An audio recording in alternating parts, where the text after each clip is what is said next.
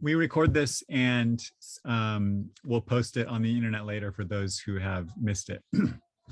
So I'll just introduce myself really quickly, and then I'll introduce JP and let JP take it away. So my name is Brenton Strine, and I'm the facilitator for this meeting tonight. I'm not always the facilitator at the Tech Talks. I started RefCode several years ago, 2017 or something, taught a lot of the classes, but now I'm focused more on bringing things together and building the community as much as I can, and making sure that's why you saw me trying to connect people who had things in common or things they needed to learn from each other. That's my job, is to help the people who are interested in learning to code connect and learn from each other. And I will help you learn as much as I can as well. But there's so much to so many people, and so much that you can learn from all these people, more than I could ever teach myself. Case in point tonight with JP, what he's talking about, I could not help with any of that. I'm going to learn as much as anybody else tonight. I do want to put in a little plug. I heard a couple of people, I heard one person say that he's not on the Slack channel. So if you're not connected in all the normal ways, you can go on to refcode.org. There's a way to subscribe. If you scroll to the very bottom of the page in our footer, there's a link to subscribe. That'll get you on our email list for events like this and opportunities to join classes in the future, or volunteer, things like that. There's also a big volunteer section if you ever want to volunteer. We have lots of ways to volunteer, online and offline. And lastly, if you aren't in our Slack channel and you want to be, please email me. My email address is brenton@refcode.org. I'll put it in the chat here. Okay. And I'm also good. If you have any questions about RefCode or your career or anything, feel free to reach out to me. I want to help you succeed in software and technology. So tonight our speaker is JP, and JP was formerly a colleague of mine at MailChimp, although neither of us are actually at MailChimp anymore. And he's a software engineer with a lot of experience, software engineer at Chippercash. And I don't want to say too much more about his story or anything. I'm sure he'll get into that a little bit, but he's going to talk tonight about building a data analytics platform using Google Cloud. I'm super excited to hear this talk because I have no idea how to do this, and I'm looking forward to learning it. So JP, I will let you take it away. Thank you. Thanks a lot, Brenton. I'm gonna go ahead and share my screen. Yes? Yes. I can. Yep. Awesome. So yeah, hi everyone. My name is Jean-Paul Mugizi. I go by JP.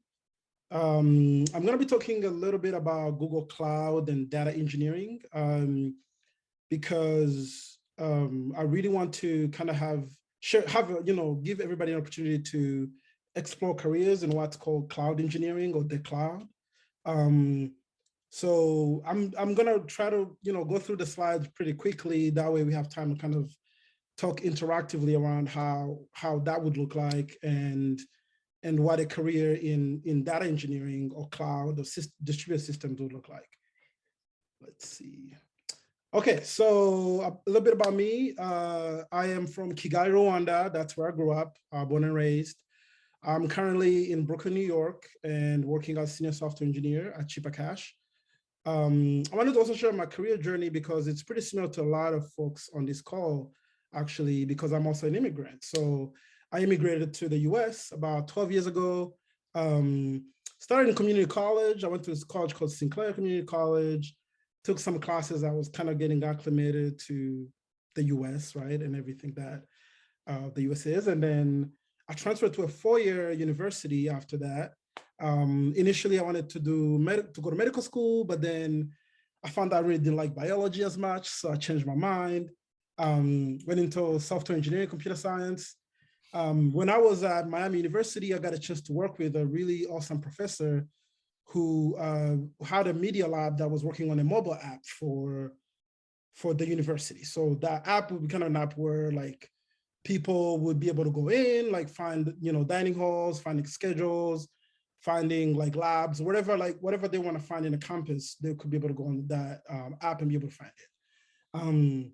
So that was kind of my first professional experience. And then I got super lucky to get an internship with JP Morgan and Chase in Columbus, Ohio. Spent the summer there, and then spent another summer at Boeing, which is where I started full time. So at Boeing, that's when I kind of got introduced to the cloud, quote unquote, right? And DevOps and site reliability engineering and what all those things mean. And after Boeing, I spent some time in the federal government working for 18F. So 18F is this kind of like small office that was started after, if everybody remembers the healthcare.gov fiasco, the government was like, actually, this is really embarrassing. We need to have people who are like technologists inside the government who can help us. So they got, they started this office called 18F, and there was another one called US Digital Service, where folks who come from like anywhere from industry, right, and then be able to build services inside the government using kind of more user-centered design and not really, more iterative ways, instead of like taking too much time to build something that's gonna, crash and burn at the last.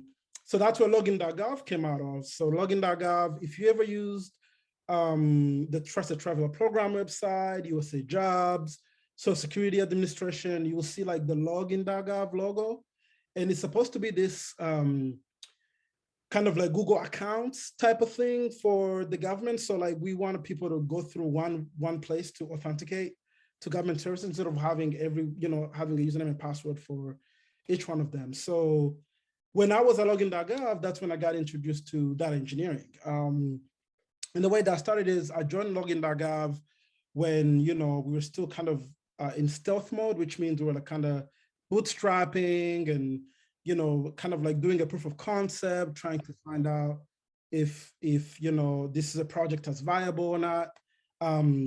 So at that point, we started a project, and our first launch, if I remember correctly, was with the Trusted Traveler Program.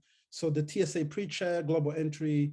And we had like overnight, like 2 million users. And back then we were kind of trying to run the entire kind of like platform. We kind of had a preset amount of compute on Amazon Web Services that we thought was going to be enough, but that wasn't enough. We also crashed and burned. So it was a lot of lessons learned. We went off for like 30 minutes. And at that point, we really kind of learned a lot around kind of how to have systems that are more scalable, that are more reliable. And one of the ways we wanted to do that was kind of get some intelligence or some insights into how people are using login.gov, right? Because we wanted to be more user-centered. So that's what the data engineering team kind of was spin out of, and I was part of that team. So we wanted to see like, are people using multi-factor authentication? Are people having trouble logging in? Where are people logging in from? Are they, what part of the US are logging in? What part of the globe are they logging in? So, so that was kind of my first entry into data engineering. So I was like, oh, actually, this is fun. This is interesting, right? Big data, so to speak, right? And then after that, I spent some time at Capital One. I was doing kind of a similar thing with data engineering, and then MailChimp, which is where I met Brenton and Anthony. Anthony was my colleague, was in my team. He can say if I'm, he can call me out if I'm saying something that is not true. But yeah, I spent about 2.5 years at MailChimp, and left last year in December. Took some time off, haven't been home in a minute, so went back to Kigali, visited my family, ate all the good food. It's summer there, so the weather's nice, it was cool. But now I'm back to kind of like working again. So yeah, that's a very long intro about my career journey, but I hope, it kind of gives you insight into kind of my journey into tech as well, right? Let's see. So the objectives of this talk is really kind of give a quick overview of what Google Cloud is and what Google Cloud Managed Services for data engineering are. And then a quick survey of kind of specific tools that you can use to build what we call data pipelines. Those are, you can think about it like ways for you to chain like a bunch of actions. That way you can get something that is an output. So usually people think about the input and the output. So the input can be, let's say you log in an account, right? And website is kind of tracking like what you're doing. You log in or you have trouble logging in. And then the output can be a machine learning algorithm that is kind of like making it easier for you to log in the next time, right? Like remembering, for instance, whether you logged in, or figuring out like how to kind of anticipate when we have a surge of users, right? So that middle part where things are being processed and moved around is what we call data engineering, and those movements are called data pipelines. Unfortunately, the demo, we're probably gonna have to skip that because I'm having a bad demo day, but I'm happy to work through it later once we kind of go past the Q&A aspect. And yeah, and then I'll leave like a lot of time for questions, for people to ask me anything they want to ask, and to have a kind of quick discussions around the cloud and what type of career path can you have in the cloud. Okay, let's see, back to presenting. All right, I don't know why this is working. No, let's see here. I figure out this slide work. There we go. Okay. What is a data platform anyway, right? So data platform, you can think of it as a way to integrate like a set of technologies collectively for an organization to meet like end-to-end data needs, right? So instead of kind of, everybody doing their own thing, where, the data analysts have their way of doing things, or software engineers have ways of doing things, or designers have ways of doing things, we kind of have a central place where everything meets, or everybody meets to kind of work with data, right? So that's what a data platform would be. So it can deal with like acquiring and processing and storing and sharing data in a unified way. So usually this kind of came in an evolution of data engineering, because data engineering is still a relatively new field. And it kind of came out of this idea that there's so much data out there. And like Anthony was saying, like, a lot of it is not being used for anything. A lot of it is not used correctly. A lot of it is not secure enough. A lot of it doesn't really respect privacy, or doesn't take privacy into account for users. So data platform is kind of supposed to be this layer of abstraction that provides an interface to other people, but kind of abstracts away all these other things, including how data is moving, how data is processed, how data is stored in a unified way. Okay. And then you can think about, it's moving too fast. Okay, so let me see. We skipped a few slides. There we go. So then you can think about two different ways of kind of organizing data. So data can be organized in a transaction way, or usually called LTP. And that's the data that usually users interact with on a daily basis, right? So if, think about a bank app, right? Somebody deposited an amount, somebody retrieved an amount, or somebody, create an account, right? So we have specific data stores, MySQL, Postgres, that kind of deal with that aspect. And then there's the other side, that is analytical side of things, where usually this is what's called big data, and this is kind of events, right? So we are seeing whether people are having issues accessing the bank app, or we want to calculate different things, right? Like, this analytical data is kind of stored in a different way because it's more optimized for reads versus writes, right? So it's kind of like a way for us to store data in a long-term storage capacity, where if somebody's going to run a query to over like 1 billion rows, we don't want it to affect people who want to do like day-to-day transactions on a bank app. So you can think of the data being used for machine learning and artificial intelligence, for dashboards, for business reporting, etc. And then I thought it would be interesting to also talk about some random big data facts that I found as I was kind of like working on these slides. So Uber, wrote a blog talking about how in 2018, they processed over 100 million gigabytes of data. And they were building a platform to be able to serve this data if somebody asking for it within 10 minutes. So imagine if somebody's like going over 100 million gigabytes of data and is asking like, give me the top 5 riders or top 5 drivers. And so they will need to, they didn't want anybody to be able to like take too long to access the data because maybe it was important for them to access it within 10 seconds. So you can imagine the engineering effort that goes into creating a type of platform that would allow for you to access such a huge amount of data in 10 seconds. Google processes over 3.5 billion searches daily. Actually, I'm surprised it's not bigger than this. And then IBM also said that every person on Earth generates 1.7 megabytes of data per second. And then this is another data point I found is that Netflix data platform shows over 550 billion events a day. And Anthony, if I'm wrong, please write something in the chat and say you're wrong. Anyway, so Google Cloud. So Google Cloud is a cloud provider, which is kind of these services that were born where they want to provide a service for us to be able to just focus on providing business value. So you can imagine like Netflix, right? Netflix cares about making sure that you get your movie in HD, right? They don't really want to maintain their own servers or their own compute power. So they try to outsource that job to something like GCP or AWS.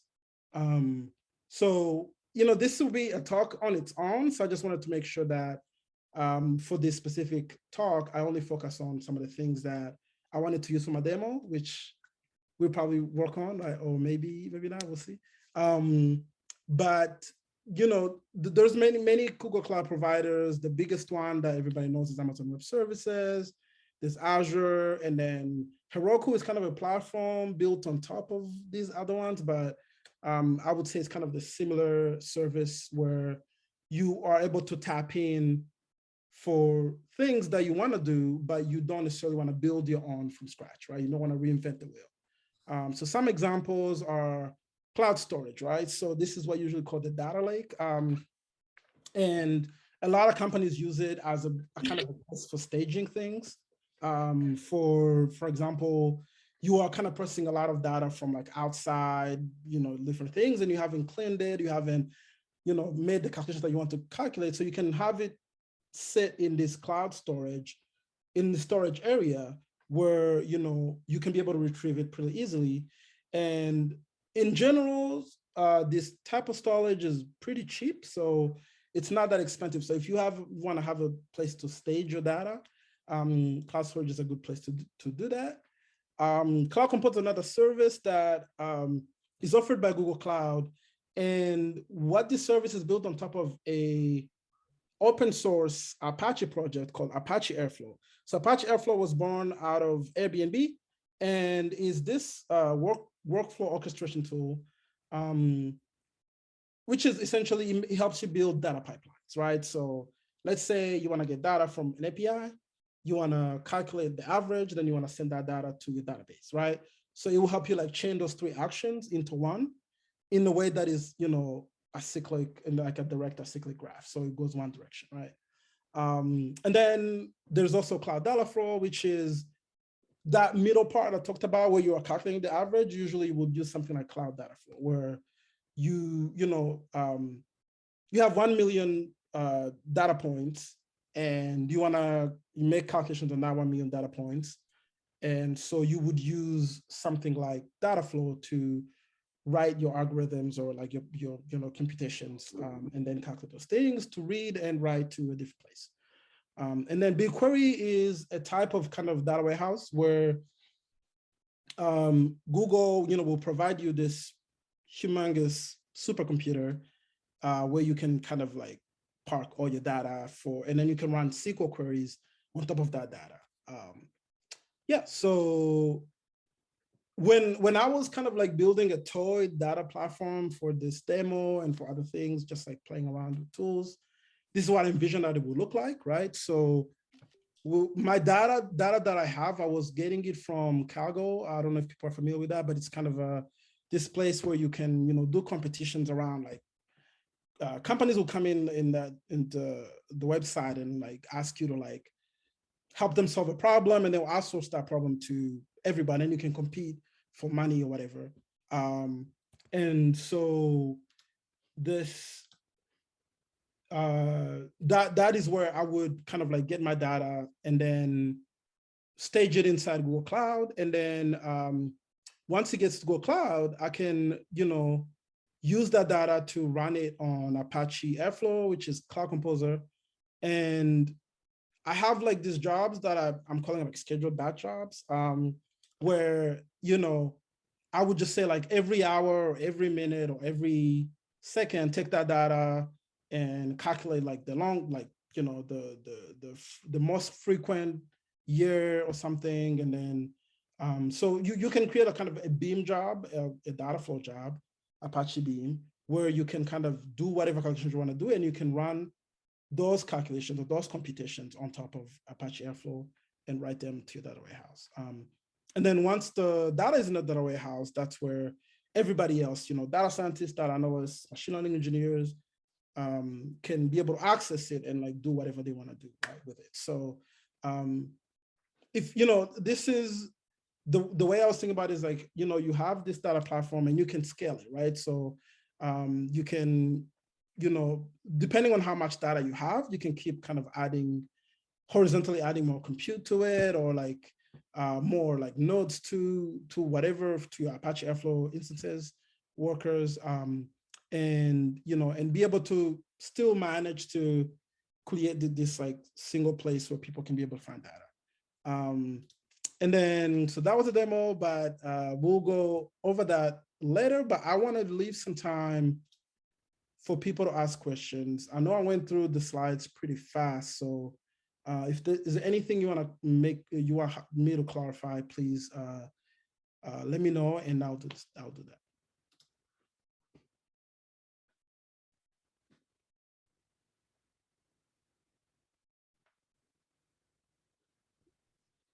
I'm curious, you said you're having a bad demo day.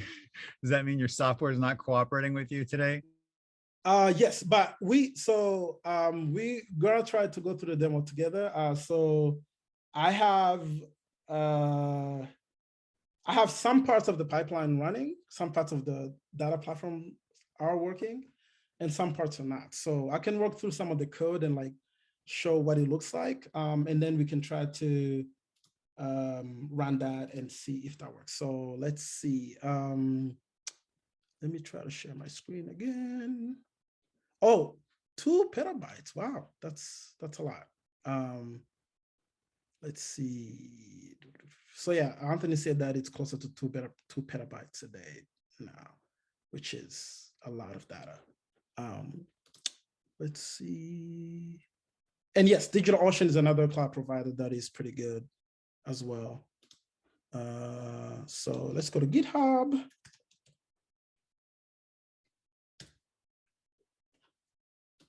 All right, so this is my GitHub. And then, I had a repo that I was just using, and it's public, by the way. So if anybody wants to go in and poke around, please let me know, and I'll send you the link, and you can do that.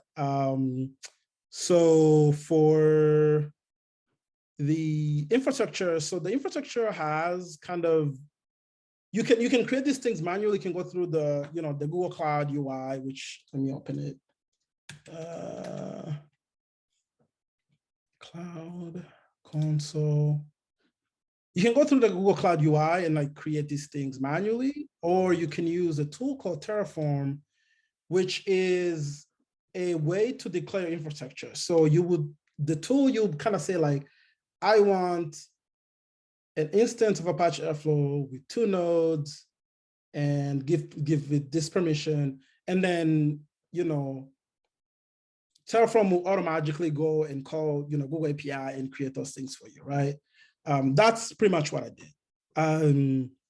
So for instance, I told it, hey, I want you to create a Google Cloud storage bucket, call it Data Lake, give it this name, and then, you know, and the reason why I'm having a bad demo day is because I set the life cycle rule for, because I didn't want to incur any costs, right? So I told it like, hey, if anything is older than 10 days, delete it. So he went and deleted all the things, which, you know, it worked as expected, but I should have maybe like had more days on it, but it's something you can set up. So you can say, hey, you know, create this cloud storage bucket, but if you you know, if the stuff inside of it is older than 10 days, then delete it, right? Then I'm telling it, hey, create a cluster for Apache Airflow. And, you know, these are the configurations you're going to give it. This is the CPU, memory, storage. And then so Apache Airflow is another topic that is like, you know, it take time to like dive in. But the main thing to look at here is that the main three components of it, you know, it has four, but like these are main three, is the scheduler, the web server, and the worker. So the scheduler is the one that schedules those pipelines to run, right? So it would be like, it would kind of like, it will be the leader, right? The one that kind of like says, hey, go here and run these things.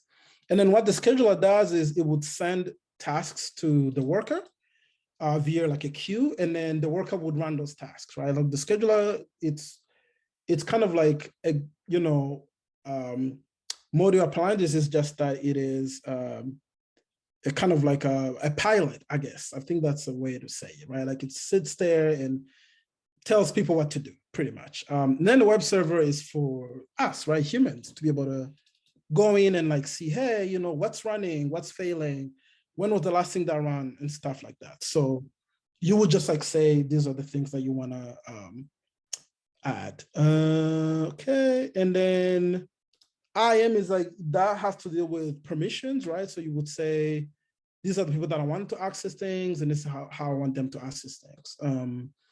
And then the next thing is the workflow orchestration. So that is the DAG, which is, you know, the direct acyclic graph, was the kind of like the thing that I was using to create my data pipeline by chaining like a bunch of actions, right? As you can see, this one is saying like, hey, link to Google Cloud Storage, make sure that the file exists. If it exists, transform it using this program that I wrote for Dataflow. And then, you know, take that thing and load it into BigQuery, and then validate that you know, the data was added to BigQuery, and then send me an email and tell me that thing has completed, right? So the data that I chose was, let's see, what's the name of the data that I chose? So I went on Kaggle and found this data that talks about banking crisis in Africa. There's an interesting one. I just like, oh, this looks interesting. So it just tells you like the country, the year, the system, crisis, you know, I guess we'll say like the inflation, the annual inflation, like you'll have like different like things that look interesting around whether by using some of the data points, whether a country was in crisis or not, right? And then in my pipeline, in my, you know, my data flow, my computation, I only care to know the country, the inflation percentage, and whether the inflation percentage also correlated to the country being in a crisis, right? So I only cared about 3 columns versus the however many that we have. And this is where I set up, you know, a function inside Dataflow to be able to do that. So it reads the data from Google Cloud, and then passing that function that only grabs the 3 columns, and then writes that, you know, those 3 columns as, you know, a file into BigQuery.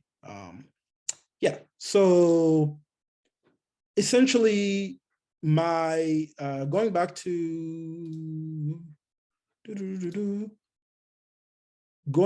our diagram, this was kind of a way, like those are the things that I was chaining, right? If you come back to the diagram and like look at some of the things that we had in there. So let's see. Try to see here. Cloud Composer. Okay, so I was able to create a Cloud Composer instance. And okay, storage. I want to see if there's anything in storage that we can. Okay, so I have a storage bucket and I need to create a folder for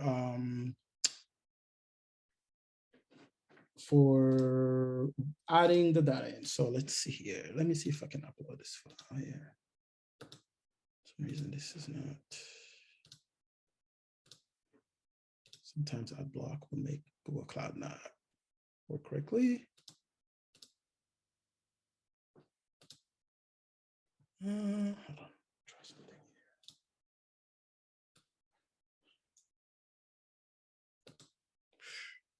All right. So I don't know, something is going on with Google Cloud, but you know, I was just trying to add the data that way I can process it. But anyway, that was where I wanted to do the demo, and it's not working just yet. So we'll probably have to deal with that another time. Sorry for interrupting, JP. Your TikTok is amazing, and I gather some notes, and I have a couple of questions. But I have a question before I forget. So does Google Cloud recognizes data when you like, let's say like we uploaded file? Does it have to be in certain type? Like let's say like, does it have to be like, you know, an Excel file, a spreadsheet, or can we just like, how can we upload the data, or which type of files that Google Cloud will recognize and can sort the data for us? And this is what like I'm trying to understand. This is like I'm very new, and you know, I've taken a class in school where we studied like big O notation and how to look for data in certain databases. And this is like brought my attention. But yes, so yeah, so Google Cloud and Amazon Cloud, they support a bunch of file formats, right? You can probably upload JSON, CSV, Parquet files, Avro. So it depends on like what file you want to use. And but what the one thing to pay attention to is that Google Cloud favors some data formats versus others, right? So for instance, apparently, and this is something that I learned when I was at MailChimp, was that JSON was better for Google Cloud. So Google Cloud would process JSON faster than it would process, let's say, CSV or Excel sheet, right? Gotcha. And the way even my pipeline works is that once I say like write this data to be queried to the database, we'll like take it and make it JSON first, and then upload it to BigQuery. So Google has of like doing that. And usually they encourage you to just use JSON, since JSON is like a very like, you know, useful format.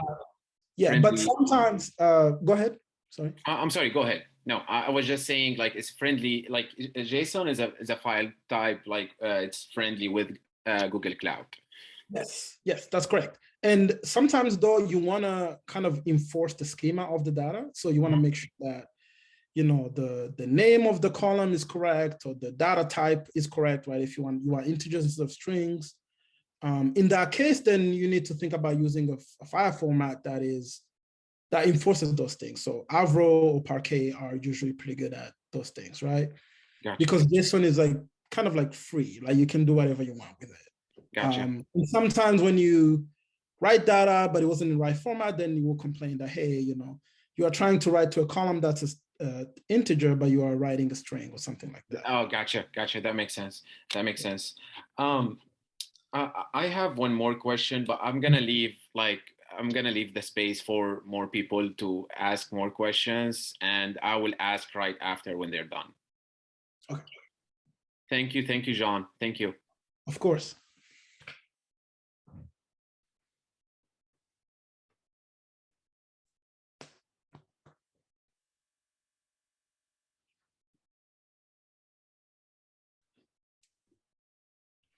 Well, I know Malik has a question, so I kind of don't want to interrupt him, but I'm curious, how do you learn all of these different technologies? Did you sit down and say, here's all the things I need to learn? You showed like quite a wide, like just in that chain of just this simple example, there's like all these different,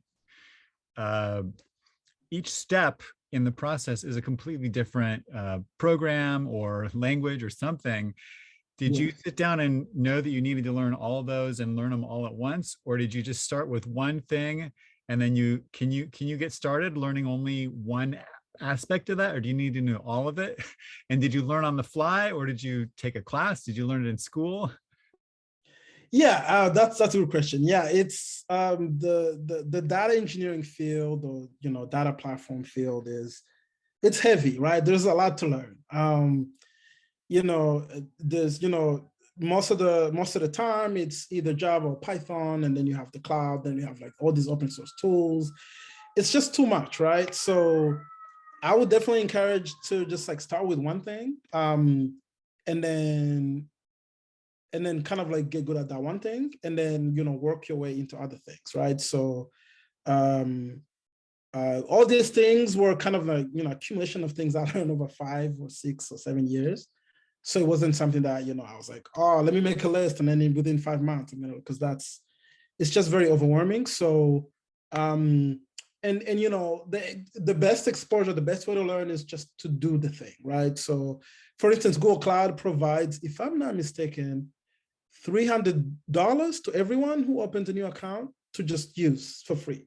So you can go and like create things, and then once you reach your $300, then you can think about if you want to like start paying or not, right? But it's just like it might have just like poking around and like really just being curious and like learning those things, and then starting one thing at a time. So for instance, start with Python instead of like learning Python and Java at the same time, right? Start with Apache Airflow instead of Apache Airflow and Beam, because then that becomes too overwhelming. But yeah, I would say like one thing at a time and being more hands-on when you learn.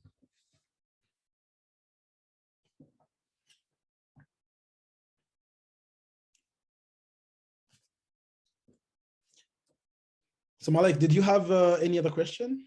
Yes. I actually I'm curious. Like, did they ever invented an algorithm that to find data faster than Google? Because I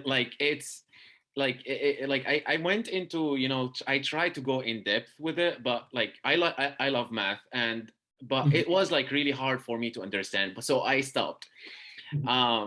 And I was like wondering like how they come up with this specific like algorithms, like are those like data science, like, or are those like software engineers? And with like, do we have the actual algorithm for Google? Like, can we like just like use it for another thing? I know there are a lot of questions, but you can answer whatever of them. It's Of course. Yeah. So I think one thing to think about is that, and I don't remember who said this, but somebody said this, like, not every company, not everybody has Google problems, right? Google has its own problems, and they're about how to process 3.5 billion searches a day, right? Not every company has those problems. Sometimes people over-engineer things at the beginning when they're trying to optimize for what Google does, when in the search they don't really need that, right? So think about things that Google has created over the past, 20 years, 30 years, or whatever. They didn't start here either, right? They started really small. And then as soon as like new problems arose, that's when they created new technology, right? So that's MapReduce started, because MapReduce is kind of like the algorithm that's kind of used for data pipelines and things, right? So what's the name of it? MapReduce? It's called Map Filter Reduce. So you can think of Filter Reduce. Yeah, so it's kind of a paradigm of like programming that said, hey, you have 1 million things, and then you want to multiply them by 2, that's map. you want to filter those that are even, that's the filter, and then you want to add those to those other things, and that's reduce, right? So Wow. they kind of like came up with that algorithm because they had a lot of data to deal with. But that's not a thing they had, from the beginning, right? So they only created solutions to solve problems they have. Gotcha. But I feel like some people sometimes create solutions that want for problems they don't have. Exactly. That's right. That's right. I completely agree with you. I was just curious about, like those algorithms, how they created, how those algorithms like work, and in searching for data. Some of them, they start from the middle, some of them, they start from the first. And so I was just like curious about the type of, algorithms and why they use them sometimes. I appreciate your answer, JP. Yeah, and can you please also share your we have your LinkedIn account? Like, can everyone connect with you on LinkedIn, or do you prefer like email? Absolutely. Connect with me on LinkedIn. Let me share my screen. So these are kind of like ways to get in touch. So that's awesome. This is the Calendly link if you want to, debug things or just chat really about anything. I'm going to go ahead and take a screenshot for that, and I will share it with the rest of the group if you don't mind. Of course. Thank you. I got it. Thank you so much.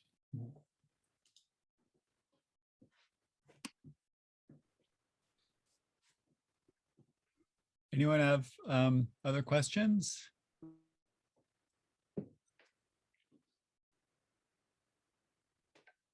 Can be a discussion or a conversation too. It doesn't have to be a question directly for JP.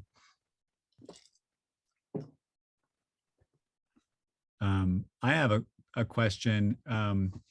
Maybe it's a little bit selfish in the sense that maybe nobody else has this question, but I'm really interested in a lot of this stuff, and most of the things you mentioned. I've been a software engineer since 2006. So what is that? That's a long time. And I'm not familiar with almost any of those things. I haven't used most of those tools. I've heard them and like I've worked around them, but I haven't directly used a lot of those. And so my question is, if I wanted to start using some of those on a website, like I manage many websites, how would I choose which one to use, and how would I start using one of those in a website, that does something? Yeah, that's a really good question. I think, yeah, that's a really good question, because I don't know, because I think for me, the reason I'm saying I don't know is because a lot of these tools can be overkill for websites that are managed by few people. Like this is for smaller websites. Yeah, for small website. Yeah. Like this is usually for like, we have billions of data points and we don't know how to manage them type of problems, right? But I think, I can send you some links to some of this stuff, and feel free to kind of like ask me questions, of course, around these things. And the same way, like the software engineering field is just so vast, right? Like it's the same. I'm pretty sure you're probably familiar with like React and like all this. I have no idea how React works. I tried to get into it. It wasn't my thing. I'm still kind of like trying to, hone in on my like front end design and like kind of like full stack development type of skills, because I spent so much time in the back end and have JavaScript. Oh my gosh, JavaScript. It moves so fast. Things change every day, so many things. So yeah, I think for big data and for like data analytics, there is some tools that are, kind of like easier to use for smaller kind of like websites. And then, in case you ever need to use Apache Airflow and Apache Beam and all these things, happy to provide starting points and links. That's good to know, because sometimes when you hear about some technology, you feel like you have to use it. but sometimes it's not the right tool for your project. Exactly. Yeah, I think you know, you get, like, you've been in the tech industry longer than I have, and you get to a point where it's like, a new thing again. Like, what's wrong with this other thing that we're using? You know, so it's like it almost becomes easier to tune out some of the things, that way you can focus and actually build the thing. But then you don't also want to miss out because you don't want to be left behind. So it's kind of, it's this game of balance where you have to think about how much do you want to take in from all these new things versus, at least in my opinion, that's kind of how it's been for me. And a lot of it, like I said, like the data engineering field is still relatively new, and it came out of the big data and companies like Netflix and Airbnb and Amazon and Google having all these humongous problems. And then, you know, other companies are starting to see like things like how Spotify recommends new music for you and how amazing that works. So like how Netflix recommends new shows or movies, like, wow, that's great. How do they know that I would like the show? Well, they, you know, do these computations, like, you know, in the background, right? Using data engineering. And so now other companies are starting to say like, oh, wow, we can do that too. We can start to do these things. And hopefully it's gonna get to a point where it stabilizes and there's some like good practices that everybody can take and like say, hey, if I need to start with data engineering, if I need to do something with data engineering, I can start with these things. And I think we're getting there, but we're still a little bit kind of like in a chaotic phase where everybody's just doing things. So I'm glad to see some of the projects like Airflow and Beam getting, you know, adopted by the Apache Foundation and becoming open source projects that are supported by all these companies. That's always a good sign. So yeah.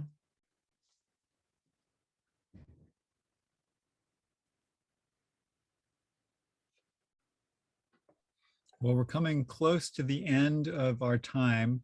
I'm going to just leave a little bit of open space for anybody else who has a question, if you do. And also, what we like to do at the end of our tech talks is, you know, normally when we have a speaker and we're all meeting together in person, we show our appreciation by applauding and clapping our hands.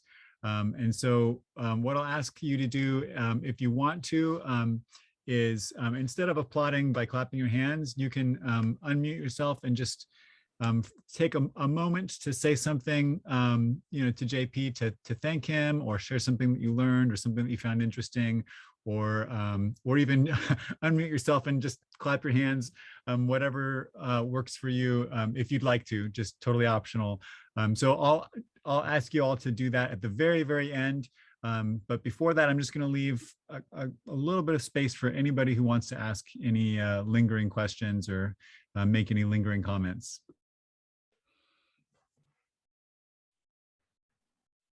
Okay, yeah, thank you so much for your time, and it was a good information.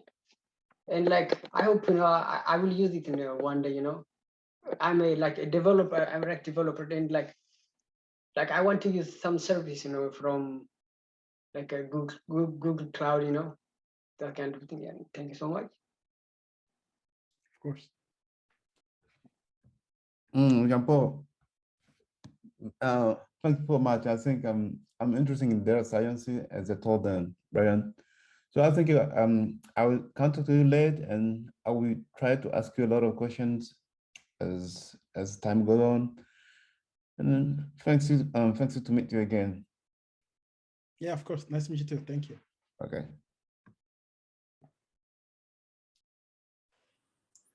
Yeah, thank you, JP. All the information that you provided is really interesting.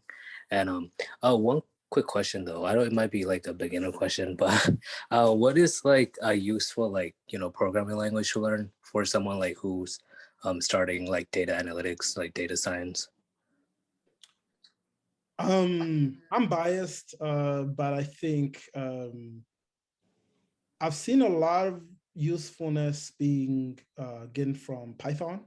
Python is pretty mature as a language to use for data and analytics. It has a lot of kind of useful libraries and packages and frameworks around it that makes it a good place to start for data analytics. And, yeah, so I would say Python and SQL. SQL has been useful for me to like kind of be able to gain insight from kind of data in general, not necessarily like programming, but also, well, you can also, it's too complicated, but yeah, you can, think about like Python and SQL as kind of like two that you can either learn in parallel or like learn Python first and then SQL second. Okay, sounds good. Thank you.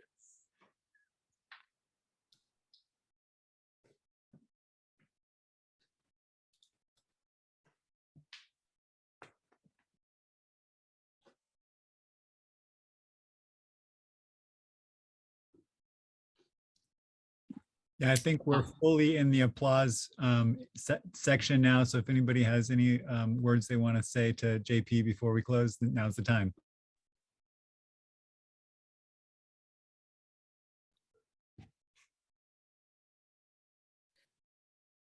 Can I start? Yes. Okay.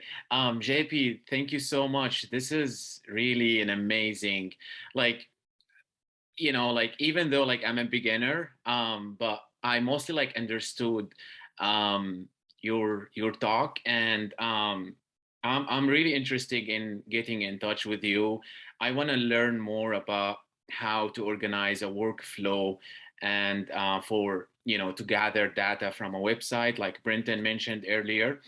And this would be a great chance for me even to learn more about you and to connect with you. I really appreciate your time, and thank you so much, John. It was really great lecture and presentation. I appreciate your time. Yeah, thank you, Malik. Appreciate it. Yeah, you have my contact, and just feel free to reach out anytime. I'll be in the Slack channel. You can also tag me if you want to ask specific question. I'm gonna also drop off because I have to go pick up something at the FedEx office before they close, because they close at 9. Well, it's in New York City, so they're open till 9. But yeah, I really appreciate everyone, and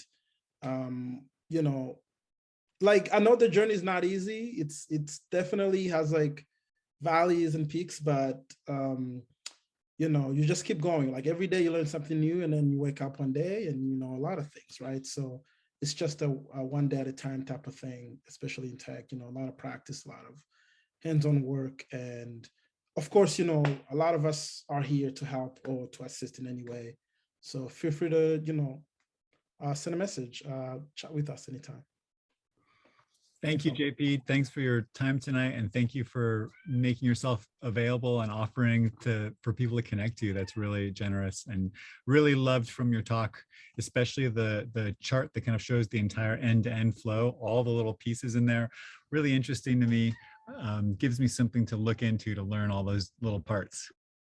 All right. Thank you. Have a good night. Have a good night, JP. Good night. Bye. Well, so we're officially ended then. If if our speaker is gone, again, I want to emphasize that if you want to, if you're not already connected to RefCode, subscribe so you get the emails, and join our Slack if you're not.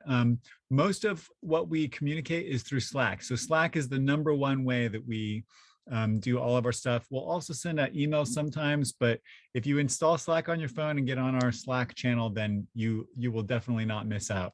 So with that, we'll say good night. We'll see you next time. Bye, everyone.